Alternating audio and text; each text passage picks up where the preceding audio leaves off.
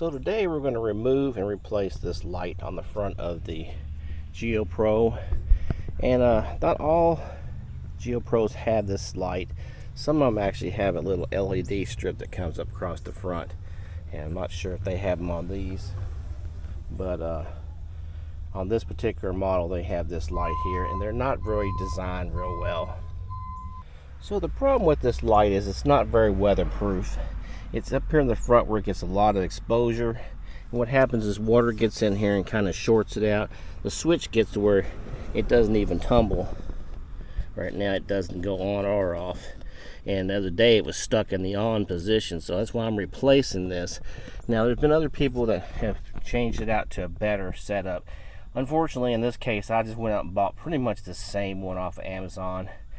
And maybe if I get 2 or 3 years out of it I'll be lucky, I guess. But if it goes out again, I guess I'll try to find something else. And the worst of it is I don't even use this silly light, but I definitely don't want it in a position where it comes on and runs my battery down. So I'm going to get and swap it out, and well, not too difficult of a job.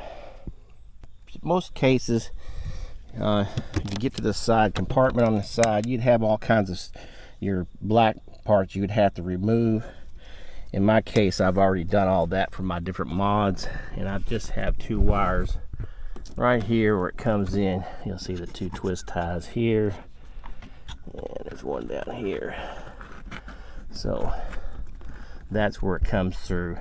Now, if that's not long enough, I may put an extension on it. We'll just have to see how that works out, but we'll take those off and get that out of here and swap it out.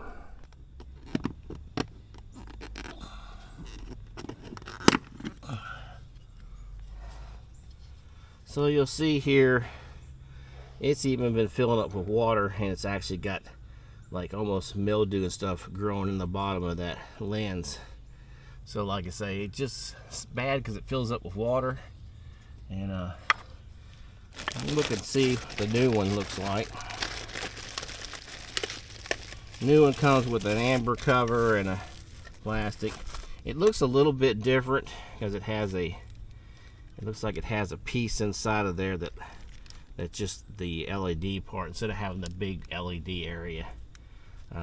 Switch, it may or may not last, but that's going to end up going there. Not exactly like the one that's on there. I'm hoping the hose at least line up on it. We'll see. I'll let you know. One thing I did notice is this is the new light here, and if you notice there's no kind of seal or anything, no gasket material or anything on this. And if you look at this one, it has a gasket piece on here, and I believe I'm going to take this piece off and use it on this other one here. Just kind of hopefully I can get that stuck on there in the back. Get it here. It's got some glue still on it. I think that's still going to make a good seal, and that's what we're going to end up using. So I went ahead and took the plastic out of the front just so you can get to the bulb, and I can get to the actual screw hose where I screwed that in. I did go ahead and take the actual gasket off of the old one, put it on the new one. Looks like it's stuck on really well. I think that's going to be pretty good. And now we're going to thread this through, hook it up, and then put those 2 screws in. And the main thing with this gasket is we're just trying to keep water from going in that hole. That's the main thing there. So that's about all it does. It doesn't really keep any kind of moisture outside of the actual light. So we'll see how long this one lasts. It probably won't last too long. I'll put a link in the description below for the actual this particular light, but there's other people have been suggesting other lights, and this one it's kind of more of a temporary fix. I think this was $13, so we'll swap it out and then we'll go from there. The good thing about this one is it actually has the light actually disconnects, and you can change out the bulb if it was to go bad. But I think this whole mechanism is going to go bad before the light does. So what I'm going to do, those wires are so short, I'm making an extension for them. I'm going to hook these onto the actual wire nuts on the inside and let these extend out. and then I'm going to use the crimping tool and crimp that on, and then stuff whatever extra wire back in here once I get it all hooked up. It's just too short and too hard to deal with, so that's what we're going to do. So I got those pinchers on there, got them pinched down pretty good, snug.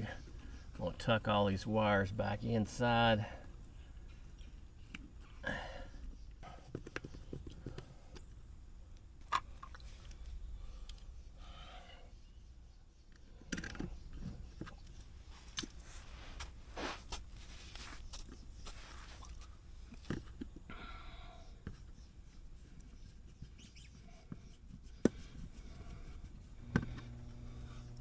Of course, we'll test it out.